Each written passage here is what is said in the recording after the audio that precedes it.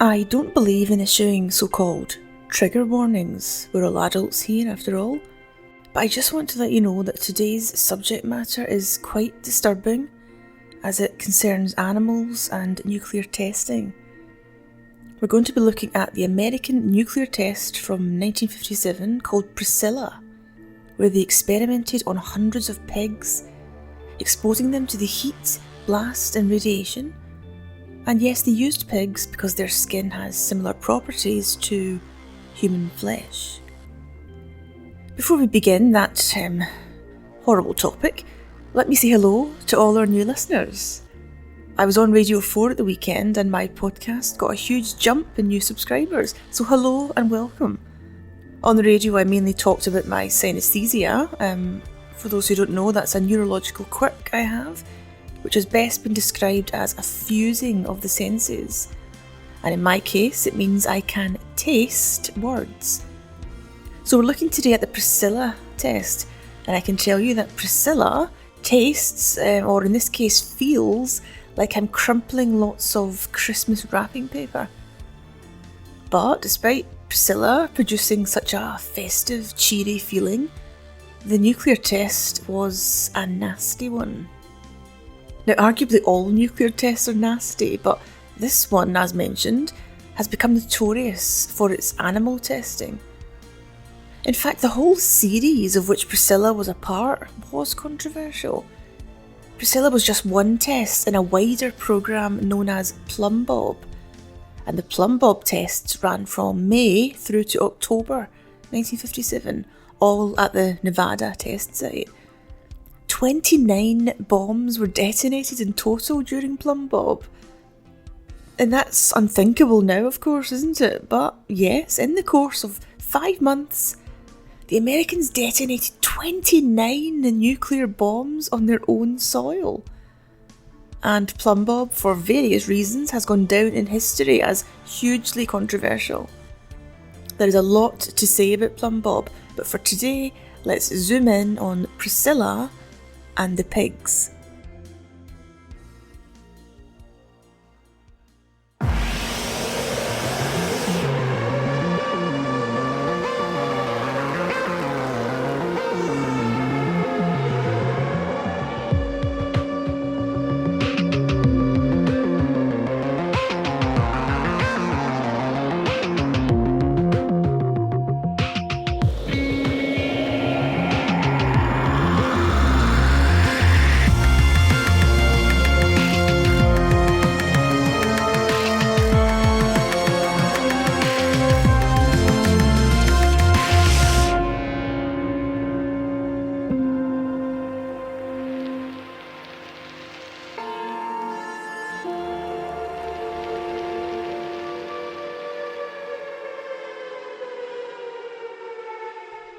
Yes, it seems mad that America used to test nuclear bombs on its own soil.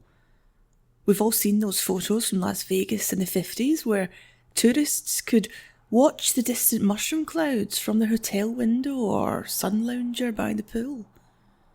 Well, maybe it doesn't seem mad to an American who knows how huge the country is, but certainly for British people living in our small cramped island, it's unthinkable that we could test a nuclear weapon on our own soil.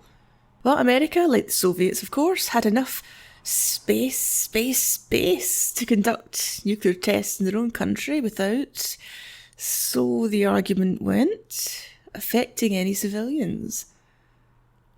So the testing site for Priscilla and for so many other tests was in Nevada, out in the desert, on huge, vast and flat stretches of land.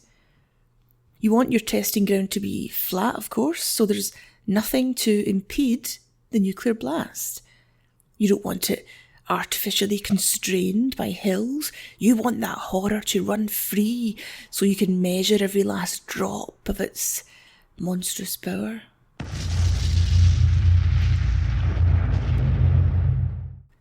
As well as testing a bomb's power and yield, scientists, of course, also had to test what it would do to buildings, bunkers, military hardware, houses, and, yes, people.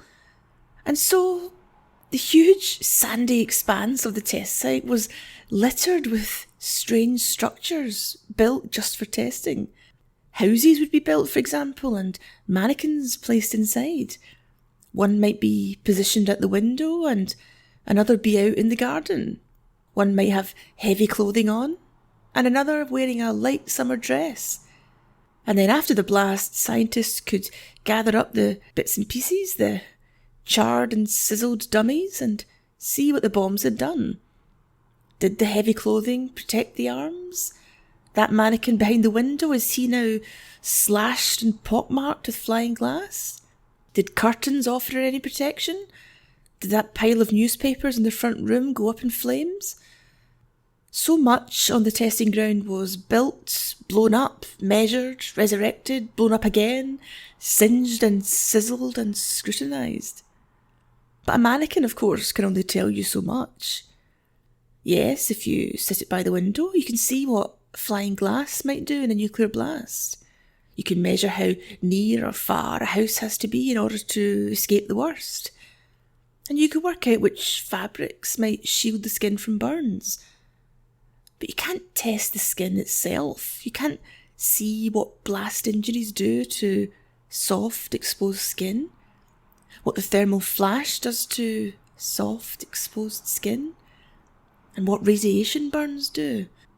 Mannequins, after all, will look smooth and bland throughout all the horror. You need a living thing to test. And so they got little pigs.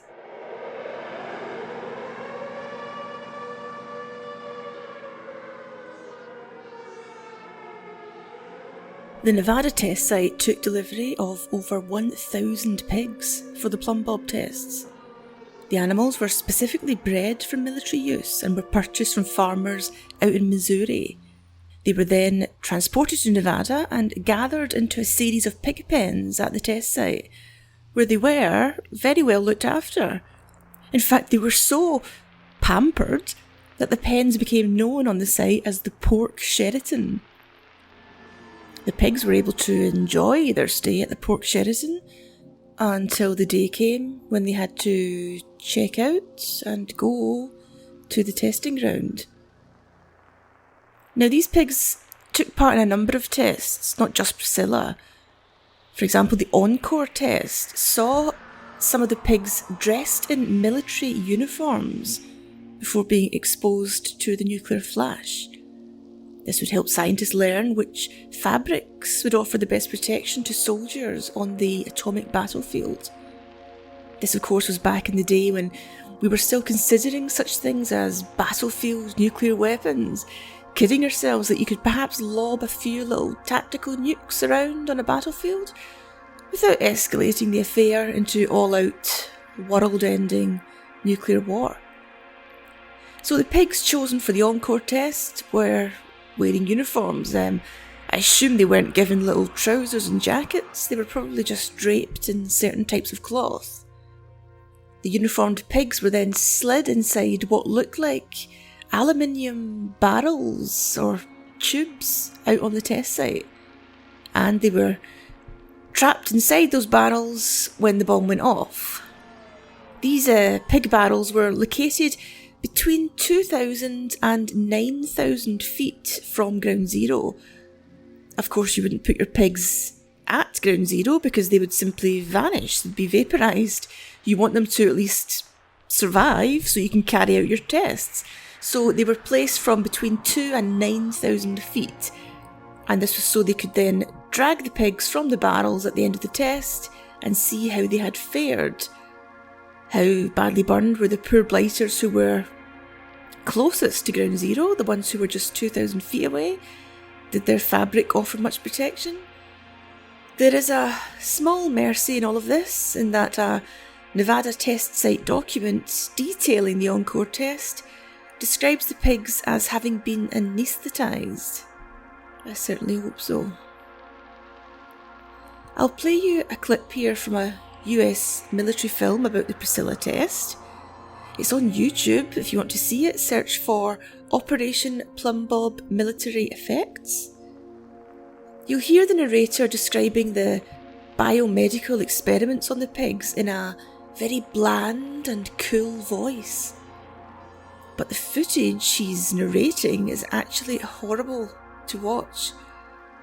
As he talks, we see scientists in white hazmat suits and masks approaching the barrels and pulling the pigs out after the tests, and the pigs who don't look anaesthetised are struggling and kicking, and the scientists drag them out by the legs, haul them across the sand and heave them up onto trucks. It looks ugly, it looks painful, and it looks chaotic. On DoD shop Priscilla, 710 pigs were stationed at overpressure ranges of 10 to 1.4 psi in an arrangement to obtain a wide selection of combinations of radiation, thermal, and mechanical injury effects. The 4 midline stations were glass-fronted to serve as missile sources to obtain wounds for medical and surgical treatment evaluation. So we heard there that the pigs in Priscilla were there to serve as missile sources to obtain wounds for medical and surgical treatment evaluation. In the film, the pigs are seen being herded in behind glass screens. The flash occurs, and we see them scatter in fright. They try to run, they charge around, but where can they run to? They're penned in. Then comes the blast wave a few seconds afterwards, and the camera at this point mercifully is engulfed in dust. We can't see the pigs being hit by the blast wave. Here is the narrator again to describe what happened to them in the aftermath of the test. After the fury of the Priscilla burst had spent itself, a round-the-clock operation was set in motion, beginning with biomedical teams hurrying in to recover the animals. Of the group exposed within the precursor range, the primary cause of death was mechanical injury to the organisms due to translation. The mortality rate, nearly 100%, can be applied to man. Outside the precursor, those animals in the open which escaped total missile injury survived temporarily until the massive radiation they received took its fatal toll. Flying glass fragments did not significantly influence overall mortality. In the range where missiles produced a considerable number of wounds, most of the animals received lethal doses of radiation. Many in this group also received serious thermal burns. Due to the small number of survivors with the desired thoracic and abdominal wounds, evaluation of the medical and surgical treatment phase of the experiment did not produce conclusive results. No conclusive results. The pigs were forced to check out of the luxurious pork Sheraton, don their uniforms, get blasted and burned, glassed and irradiated, and with not much to show for their trouble. Not much left, but a whole bunch of dead, contaminated pigs. What was the point then of the Priscilla test? It was to evaluate a nuclear weapons' effects on military equipment and structures. To get as much information as they could, the scientists and technicians at Priscilla had 34 different projects on the go, only one of which involved our guests at the Port Sheraton. This made Priscilla one of the largest nuclear effects tests ever conducted. The bomb itself was detonated not on the ground, but it was suspended in the air, hanging from a huge balloon 700 feet off the ground. You'll know, of course, that the bomb would have to be suspended above ground, because to have it detonated as it touched the ground would make it a ground burst, would create a huge crater in the earth, and all of the dust and earth of that crater would be sucked up into the mushroom cloud to be later sent back down to earth as fallout. Given that we're in Nevada and are close to populated areas, we of course don't want that. We want to minimise fallout. We want an air burst. So Priscilla was detonated as she dangled from a balloon. Nonetheless, reports say that Priscilla still did produce fallout in western and southern Utah. One of the reasons, of course, why atmospheric nuclear testing, above ground nuclear testing, was eventually banned, and testing was forced to move underground. Well, my new Radio 4 listeners, I hope you haven't been too horrified, and I hope you'll stay with Atomic Hobo. There's a huge back catalogue if you want to work your way through the archive. and some of the episodes actually have some black humour in them. Remember, if you want to find me on Twitter, I'm at Julie A. McDowell. I'm on Facebook as Nuclear Britain, or get me through my website, juliemcdowell.com.